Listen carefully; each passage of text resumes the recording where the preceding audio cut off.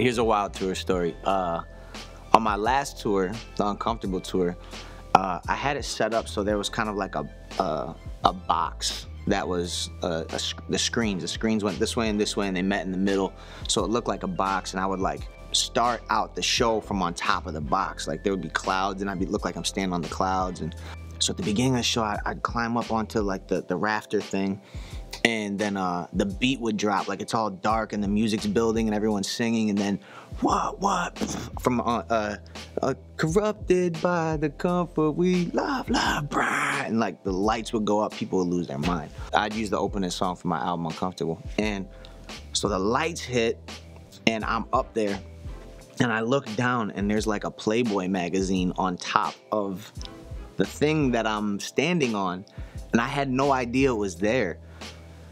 So I start losing my, like dying laughing as I'm rapping, like who put this up here, yo? And I found out it was one of like my crewmates, you know, like they knew I'd be up there and like laid out a spread on top of the on top of the box just to mess me up. And I'm trying to like make it through the first verse without dying laughing. So I like grab the magazine, I try to like throw it off stage, and it's like flapping through the air, you know, nipples everywhere. You're like, it lands on my drummer. It was a disaster. Yeah, my fans are like, I hope they didn't see it, but he just tried to throw me off. I think they said they found it at the bar or something, because it was some club venue, and it just, one of them was laying out, so they put it up there to mess with me. 30 seconds of the first verse, just completely me laughing. So it was a good thing the fans knew the lyrics, because I was done. I got a wild tour story. I was opening up for Logic at some university routed somewhere through my tour, and my folks from 24/7 were there. And I'm the opening act, you know what I mean? So some people know who you are, some people don't, whatever. So I'm performing, I'm winning the crowd over little by little. By the end of the night, it's like it's time for me to perform my last song, which is You Can't Stop Me, which gets everybody hype, right? It's getting to that build. It's like dun dun dun dun dun dun dun dun dun dun dun, you can't stop me. And the speakers, like, and the power just kept going out completely every time the drop would happen, because my sound guy was pushing it a little too hard, so the sound kept blowing.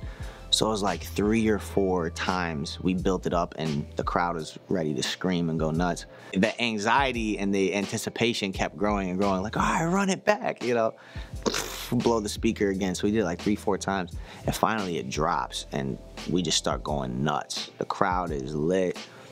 I finished that song, and I get off the stage, and they're like, Mineo, like they're chanting, like it was just super lit. So I'm hyped. So I run out to the front, and people are like, yo, can we get a picture? Can we get autographs, whatever? So somebody grabs my butt again. I don't know what that's about. Why is it like, is that a thing? You know what I'm saying? I got like a desirable tush, if you will. And I go to take a picture with this girl's like, hey, come over here, take a picture with us. So I go to take a picture, and yo, I'm talking on some straight like wrestler tip. She like grabs my head and licks the side of my whole face up to, you know, almost like take my hat off type numbers. I was like, I hope she got a picture of that, because I'm sure that was what she was trolling me for. But I'm like sweating, and I'm like, you're gross. This is like weed whacker, like wrestler vibes, and you know. And so I'm like, I mean, it was just a strange show.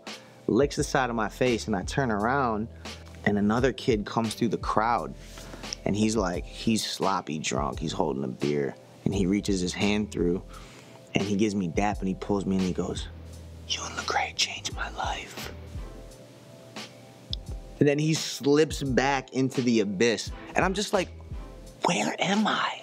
I'm getting my face licked. I'm getting drunk guys coming up to me talking about we changed his life. In a college setting, you never know what you're gonna get, man. So I remember that was a really funny night.